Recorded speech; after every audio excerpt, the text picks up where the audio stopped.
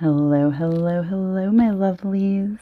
It's Countess, and I'm back with another video for you guys. And as always, I hope it finds you well wherever you are in the world. I don't have a set agenda for this video. I kind of just wanted to kind of shoot from the hip. I have been rereading Crowley's Magic in Theory and Practice book. I read it like maybe 15 years ago. And I did have a general understanding of the book back then, but now with, you know, the more that I've learned and the concepts of alchemy and, you know, just how it all ties into this magic with a K, I understand it on a different level now. And there's just a few little points in this. I'm not going to read the whole thing, obviously. It's 480 pages. Impossible. But I wanted to just kind of go over a few different points with you guys because I find them relevant to everything that we are discussing when it comes down to this Aeon of Horus that Crowley speaks about. And that's why I posted Kenneth Anger's films, Lucifer Rising and the inauguration of the Pleasure Dome. The latter movie is kind of a hard pill to swallow. I totally get it, but it's important because it presents all of these different archetypes who ebb and flow with Thelema, basically. You know, they do whatever comes natural to them, right? And then so pleasure ends up becoming violence. You know, it's like the cult of Dionysus. You know, they would get inebriated and so hyped up on all of these orgies and drink and whatever that they would literally tear people apart. So going into this book, well, not the book, but the movie is just very, Lucifer Rising is a very important movie, and I'm glad that we were able to watch it. And Mike Williams, thank you to you for sharing the movie on your community page and your channel, because it's something that movie explains every single thing that we have been talking about in regards to this Aeon of Horus. And Kenneth Anger was a pivotal character in the formation of these bands and their association with Satanism, you know, and basically Anger took over for Crowley because Crowley's hand-chosen successor, Jack Parsons, ended up blowing himself up in the lab one day and obviously died. And so Kenneth Anger actually met up with Jack Parsons' widow, and she's actually in the movie The Inauguration of the Pleasure Dome. She is the Scarlet Woman in that movie. You know, and they're just hardcore Thelemanites, and Anger has spent his entire life spreading the fire of Crowleyism. Crowleyanity? I don't know how you say that. Anyways, guys, so yeah, I just wanted to go through and just kind of read and discuss just a few different interesting points from this book, Magic in Theory and Practice. And the way Crowley sets up this book is quite interesting, actually. He sets it up to the chapters aligning with the major arcana tarot cards. And it's something that he said wasn't planned. It's just kind of like a happy coincidence that was the result of all of this. It was a compilation of correspondence, of notes, of research. Just it wasn't actually that he sat down and wrote this book. It was more of a compilation. So, I just wanted to touch upon a few different points that I think are relevant and I find pretty interesting. And we're going to start with chapter 1. And chapter 1 is called The Principles of Ritual. And if you'll note, the first card in the Major Arcana Tarot deck is the Magician. So you can already see with the title of the chapter, it corresponds with a magician and his purpose, right? It starts off saying there is a single main definition of the object of all magical ritual. It is the uniting of the microcosm with the macrocosm. The supreme and complete ritual is therefore the invocation of the holy guardian angel, or, in the language of mysticism, union with God. As above, so below, right? That's what the microcosm to the macrocosm signifies, right? There's that Hermetic ideology. So he goes on to discuss 3 different main methods of invoking a deity. The first one consists of being devoted to that deity. The second method is just straightforward ceremonial invocation of the deity.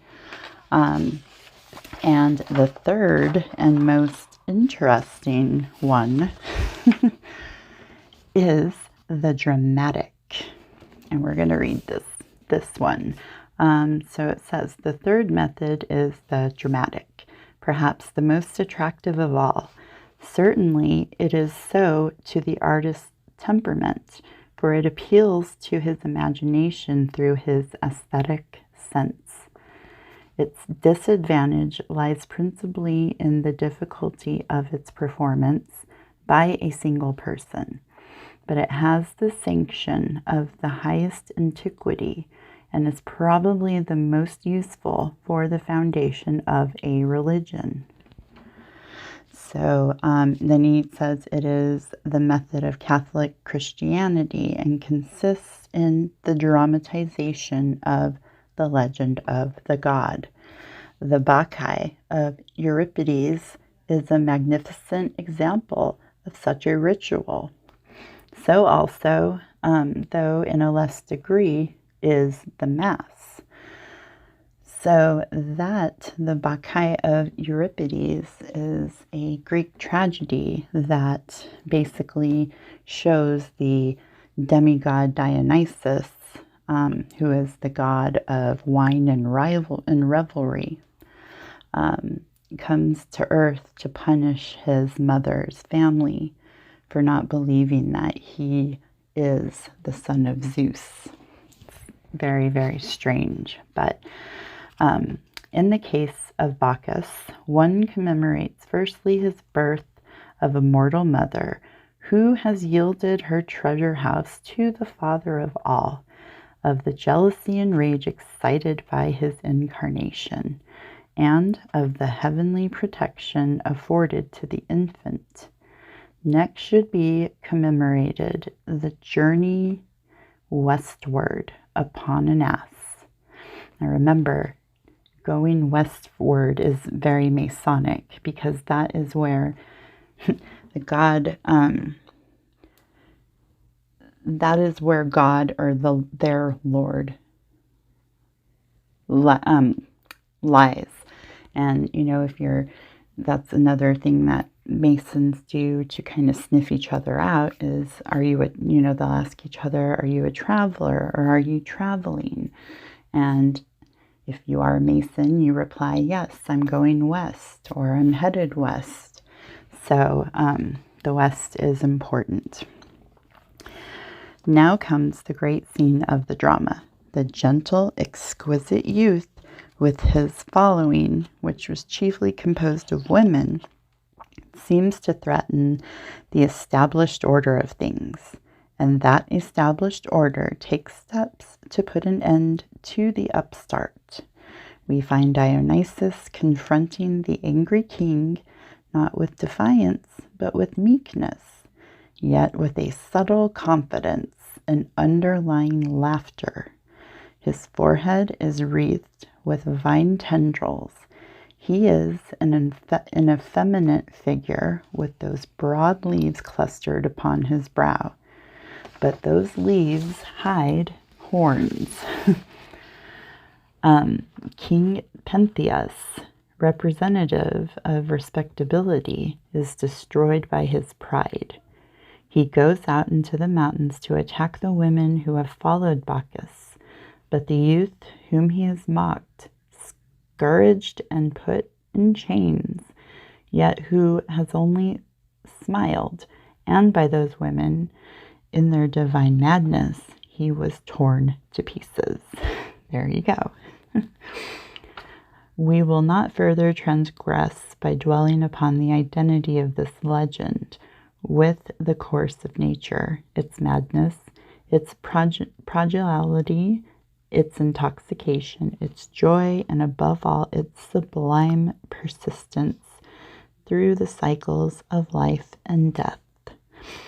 The pagan reader must labor to understand this in Pater's, quote, Greek studies, unquote, and the Christian reader will recognize it incident for incident in the story of Christ. This legend is but the dramatization of spring. The magician who wishes to invoke Bacchus by this method must therefore arrange a ceremony in which he takes the part of Bacchus, undergoes all of his trials, and emerges triumphant from beyond death. He must, however, be warned against mistaking the symbolism. In this case, for example, the doctrine of individual immortality has been dragged in to the destruction of truth.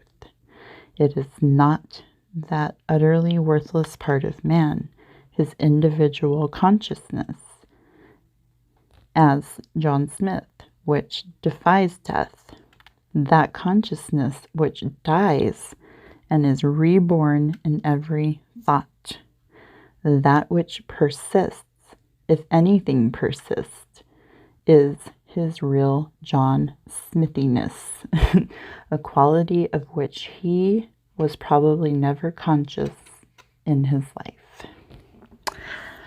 So, he goes on. So,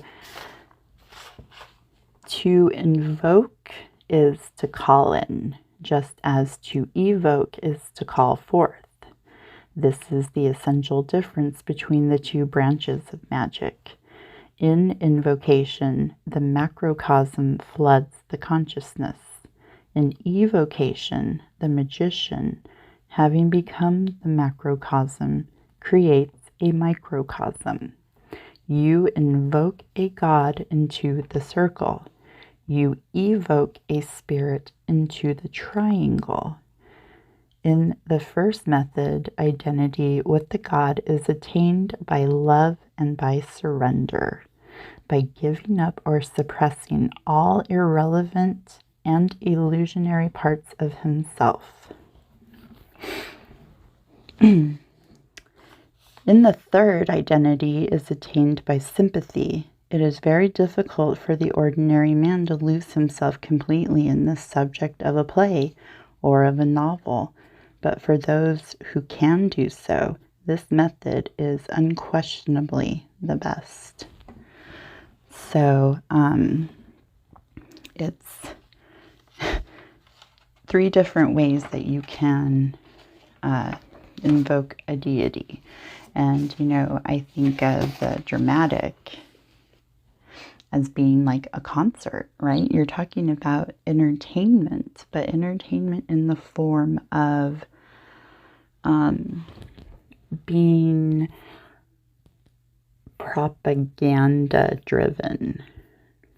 Does that make sense?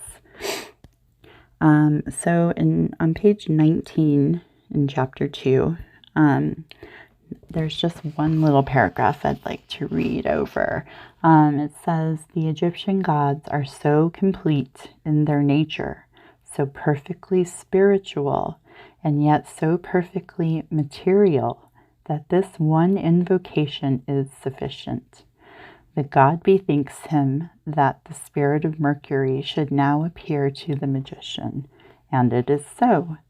This Egyptian formula is therefore to be preferred to the hierarchical formula of the Hebrews, with its tedious prayers, conjurations, and curses. It will be noted, however, that in this invocation of Thoth, which we have summarized, there is another formula contained, the reverberating or reciprocating formula, which may be called the formula of Horus and Harpocrates. The magician addresses the god with an active projection of his will, and then becomes passive while the god addresses the universe. In the 4th part, he remains silent, listening to the prayer which arises therefrom." So then the formula of this invocation of Thoth may be classed under the tetragrammaton. And that is when the microcosm and macrocosm come together. Basically, the hexagram is the tetragrammaton. Yeah, so let's go to, I'm kind of going a little bit, I'm like all over the place here, guys. I wanted to go over this,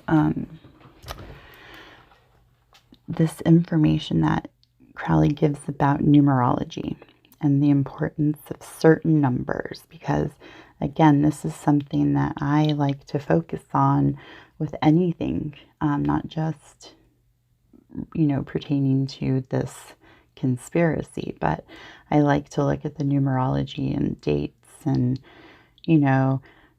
just see what the specialness is of that day or that number that's attached to the event. So this is actually in chapter 0, which chapter 0 represents the Fool in the tarot card, in the tarot deck, I'm sorry. Okay, so this is towards the middle of page number 2, okay? Let's see. Below, okay, so the abyss has no number, for in it is all confusion. Below this abyss we find the moral qualities of man, of which there are 6. The highest is symbolized by the number 4. Its nature is fatherly. Mercy and authority are attributes of its dignity. The number 5 is balanced against it. The attributes of 5 are energy and justice. 4 and 5 are again combined and harmonized in the number 6, whose nature is beauty and harmony, mortality and immortality. That's interesting, right? 4 and 5 are again combined and harmonized in the number 6, whose nature is beauty, harmony, mortality, and immortality. In the number 7, the feminine nature is again predominant, but it is the masculine type of female, the Amazon, who is balanced in the number 8 by the feminine type of male. In the number 9, we reach the last of the purely mental qualities. It identifies change with stability. Pendant to this sixfold system is the number 10, which includes the whole of matter as we know it by the senses. It is impossible here to explain thoroughly the complete conception, for it cannot be too clearly understood that this is a classification of the universe, that there is nothing which is not comprehended therein. So just kind of interesting, right? So he goes on to talk about the formula of the tetragrammaton, and it's the most important for a practical magician. Here, yod equals 2, he equals 3, va 4 to 9, he final equals 10. The number 2 represents Yad, the diviner archetypal world, and the number 1 is only attained by the destruction of the god and the magician in Samadhi.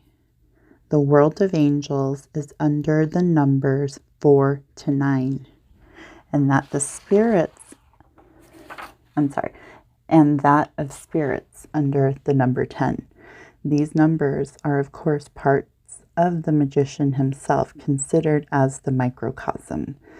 The microcosm is an exact image of the macrocosm. The great work is the raising of the whole man in perfect balance to the power of infinity. The microcosm is represented in the pentagram. Remember, you have the soul at the top. You have fire, water, air, and it's just what other element am I missing? Fire, water, air. Holy shit, I just am totally drawing a blank here, guys. Oh my god, I'm so sorry. Let me I don't know how I could forget the freaking elements. Okay. Earth. I'm so sorry. Earth, water, fire, air, and earth. Ugh. Sorry, guys. It's been a long day for me today. So I just wanted to go down to the footnote on this page, on page 4. So it says, it is not possible to give a full account of the 22, quote, paths, unquote, in this condensed sketch. They should be studied in view of all their attributes in 777, the book, but more especially that in which they are attributed to the planets, elements, and signs, as also to the tarot trumps, while their position on the tree itself and their position as links between the particular separath which they join is the final key to their understanding. It will be noticed that each chapter of this book is attributed to one of them. This was not intentional. This is what I talked about earlier. The book was originally but a collection of haphazard dialogues between Fra P and Soror A. But on arranging the MSS, they fell naturally and of necessity into this division. Conversely, my knowledge of the schema pointed out to me numerous gaps in my original exposition. Thanks to this, I have been able to make it complete and systematic treaty. So, okay, so I think that's all in that chapter that I wanted to kind of highlight. I just think it's quite interesting. You know, those concepts as above, so below, the microcosm versus the macrocosm, alchemy. It's just like in everything. Okay, so let's go over to chapter 5. And so it's called the formula of IAO. And just for the record, I cannot pronounce Greek. I cannot pronounce French. I can barely pronounce Latin, as I think all of you know. So I may just blank certain parts that I can't pronounce correctly. So the fifth tarot card of the major arcana is the Hierophant. And the Hierophant is the religious figure who sets the rules, the doctrine, the rituals. You know, they are the spiritual head of the church. So this is kind of interesting with this formula. This formula is the principal and most characteristic formula of Osiris, of the redemption of mankind. I is Isis, nature, ruined by Apophis, the destroyer, and restored to life by the Redeemer Osiris. And then the same idea is expressed by the Rosicrucian formula of the Trinity. Ex Deo, Nance Kumar, in Jesu. I can't pronounce this stuff. I'm just going to skip it. This is also identical with the word lux, LVX, which is formed by the arms of a cross. It is this formula which is implied in those ancient and modern monuments in the world, which the phallus is worshipped as the savior of the world. The doctrine of resurrection as vulgarly understood is false and absurd. It is not even, quote, scriptural, unquote.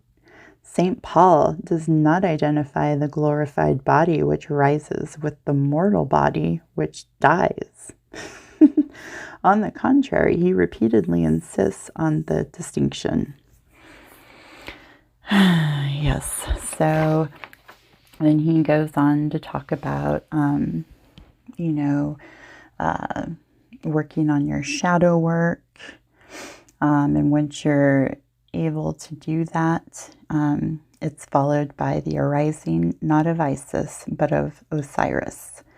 The ancient condition is not restored, but a new and superior condition is created, a condition only rendered possible by the process of death. Yes, and there you go right there with, from Memoirs, the transmigration of Paul's soul into Billy. A new and superior condition is created. Not only rendered possible by the process of death. See how that is? The old must die for a new and better to live on. The alchemists themselves taught the same truth. The first matter of the work was base and primitive, though, quote, natural, unquote. After passing through various stages, the quote, unquote, black dragon appeared. But from this arose the pure and perfect gold.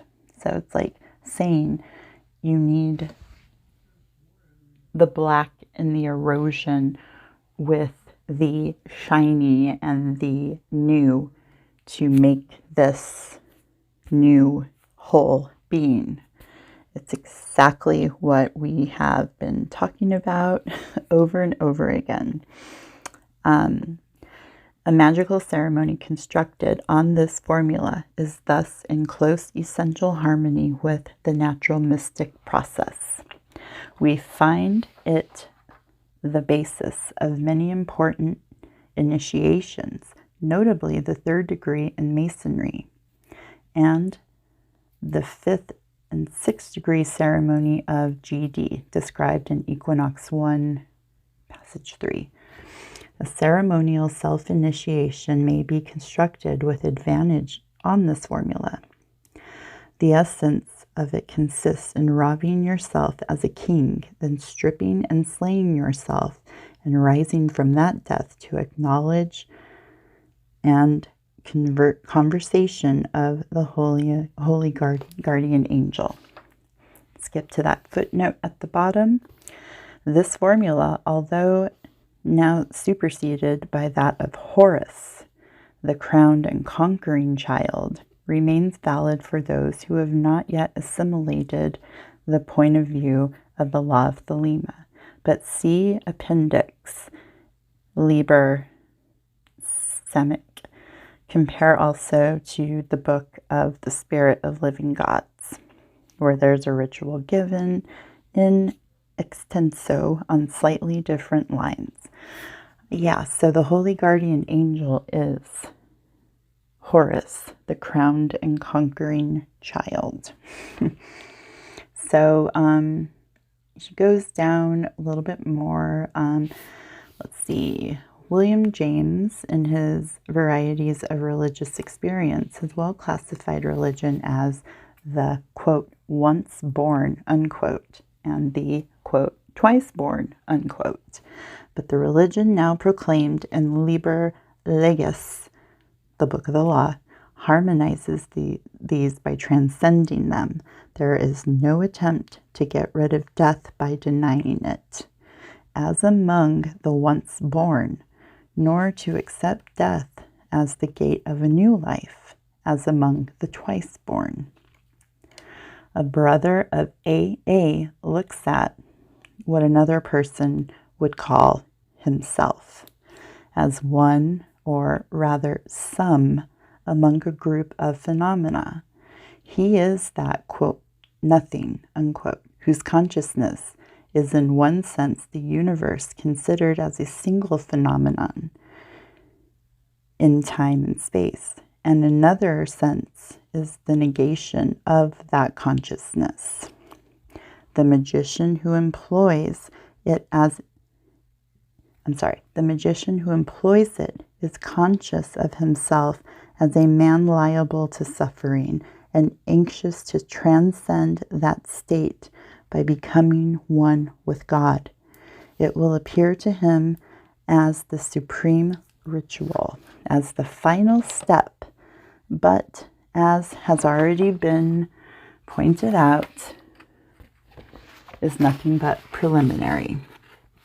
For the normal man today, however, it represents considerable attainment, and there is a much earlier formula whose investigation will occupy Chapter 6.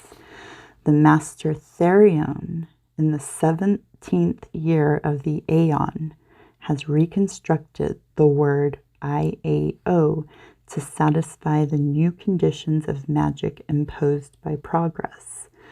The word of the law being Thelema, whose number is 93, this number should be the canon of a corresponding mass. Accordingly, he has expanded IAO by treating the O as ayin, and then adding vau as prefix and affix.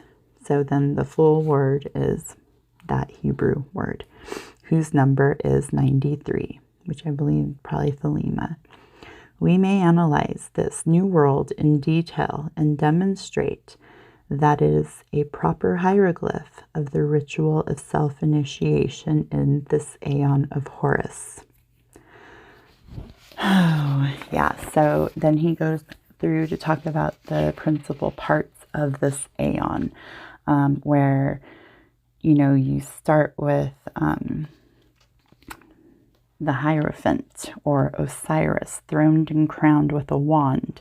And then you get to the Hermit, or it's Hermes, with a lamp with wings, a wand, a cloak, and serpent. Then you have the Fool, the babe in the egg on the lotus, Bacchus Diffus. And then you get the Devil, Baphomet, throned and adored by male and female. See Eliphas Levi's design. Okay, so then he goes through the different ages and what they are. The Aeon of Isis is a matriarchal age, the great work conceived as a straightforward, simple affair. It becomes the babe in the egg by virtue of the spirit, and this becomes the sun, S-U-N, or sun, S-O-N. Okay, then you get down to the Aeon of Osiris. It is the patriarchal age, 2 sexes. I conceived as the father wand, Yod in the Tetragrammaton. So Osirian religion is a Freudian fantasy fashioned of man's dread of death and ignorance of nature. Okay, and then we get to the Aeon of Horus, which is the 2 sexes in 1 person, which can also be, again, demonstrated by the number 6 in a hexagon. The merging of opposites. So the Aeon of Horus is the merging of opposites, and so the letters I-A-O. I is the secret of life, the serpent. I is the secret light, the lamp. I is the secret love, the wand. I is the secret liberty, wings. I is the secret life. I is the secret silence, which is the cloak. These symbols are all shown in the hermit. They are the powers of Yod, whose extension is the vow.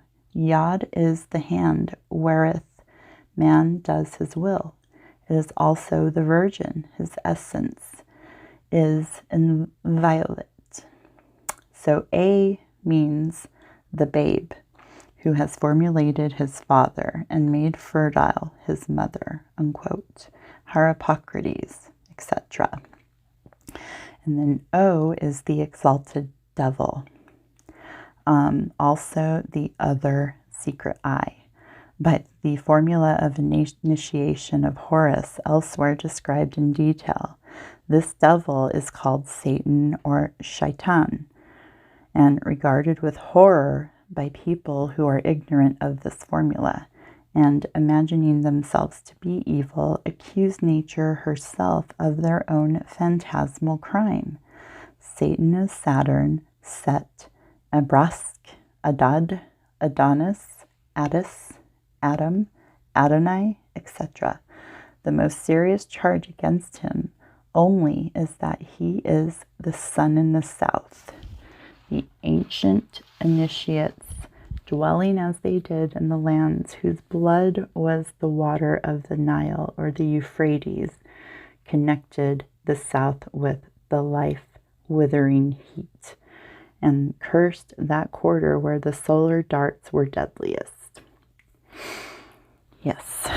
Okay, so basically these are all part of the formula that bring into the conquering child, the crowned conquering child, who is Horus. Okay, so down on page 37, he says, in the Aeon of Horus, it was indeed realized that man must die in order to live. But now in the Aeon of Horus, we know that every event is death. Subject and object slay each other in, quote, love under will, unquote. Each such death is itself life, the means by which one realizes oneself in a series of episodes. Initiation, purification, finding the secret root of oneself. That's the first process, to find the I and the V. This Yod in the Virgin expands to the babe in the egg by formulating the secret wisdom of truth, of Hermes in the silence of the fool. He acquires the eye wand, beholding and acting and being adored, the inverted pentagram, Baphomet, the hermaphrodite fully grown, begets himself on himself as V again. Note that there are now two sexes in one person throughout, so that each individual is self-procreative sexually, whereas Isis knew only one sex, and Osiris thought the two sexes opposed. Also, the formula is now love in all cases, and the end is the beginning on a higher plane. Whoa. Okay, so again, setting up these different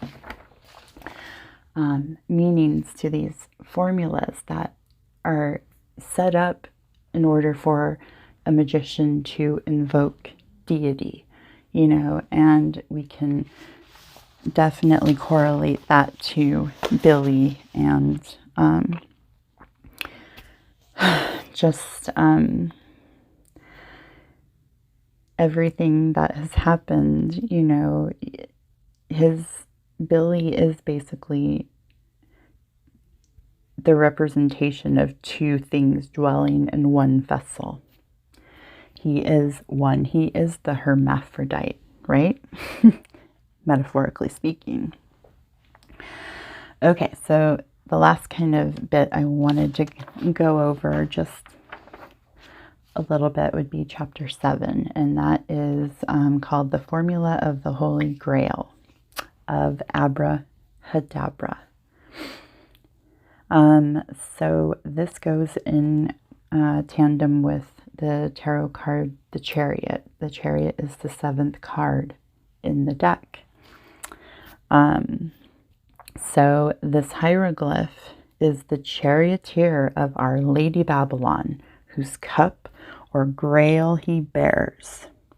This is an important formula. It's a formula of renunciation. It is also the last. This cup is said to be full of the blood of the saints. That is, every, quote, saint, unquote, or magician must give the last drop of his life's blood to that cup. It is the original price paid for magic power.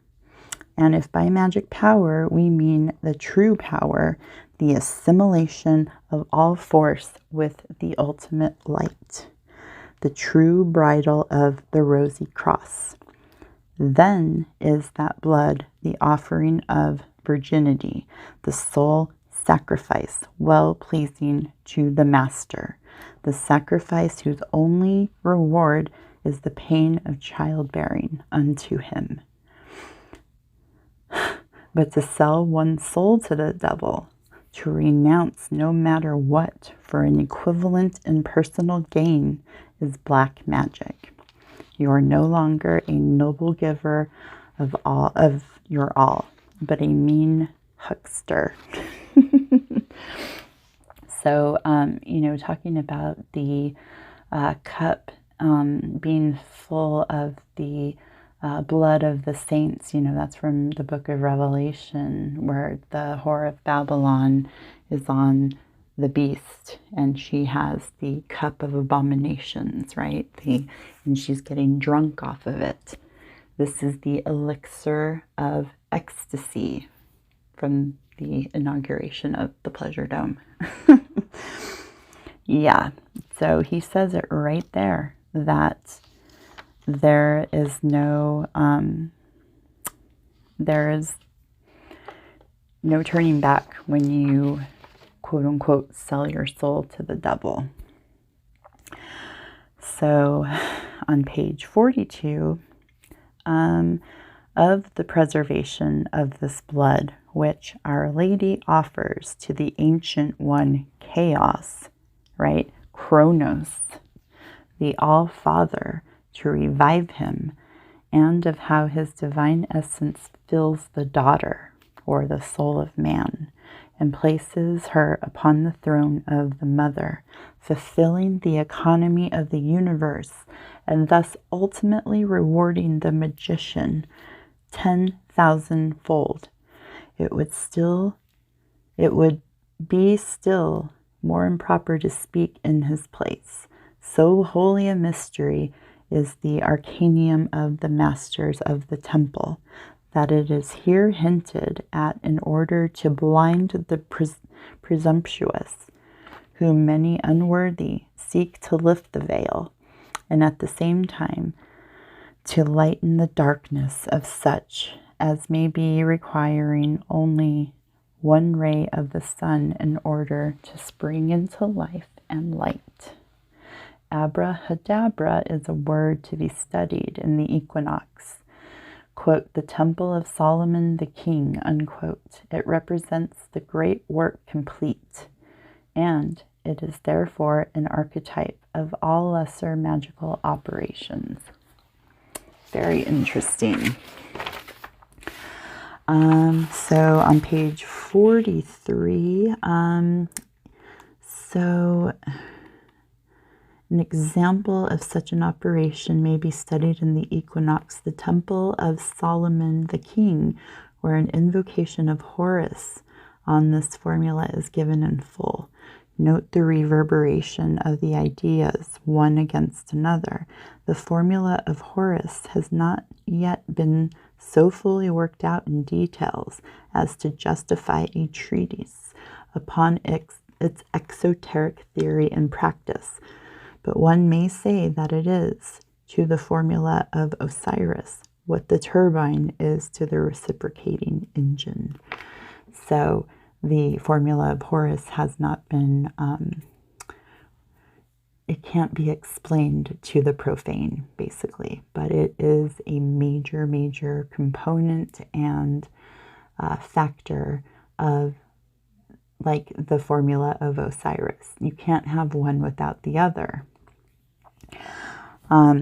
So, you know, that's really, let's see what else I have in this chapter. So page 44, under section 4, it says, thus the formula of Abrahadabra concerns us as men principally because each of us represents the pentagram or microcosm, and our equilibrium must therefore be with the hexagram or macrocosm. 6, number 6. This reversal of the figures implies a very different work. In the former instance, the problem was to dissolve the microcosm in the macrocosm, but this other problem is to separate a particular force from the macrocosm, such just as a savage might hew out a flint axe from the deposits in a chalk cliff. Yeah, so it's, again, using these formulas, using these words as an invocation of Horus. And, you know, Crowley really wants his Thelemites to follow suit, you know, and be the ushers for this great age, as he considers it, or as they consider it, right?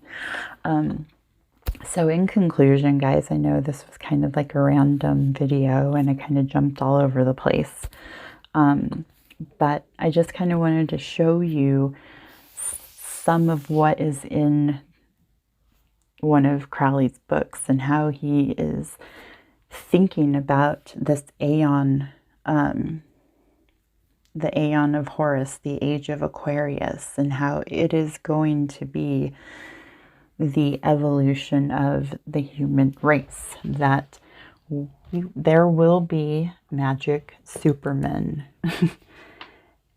when the aeon of Horus is nigh, because just like, you know, he said in his entries, you know, when it is the aeon of Horus, there is no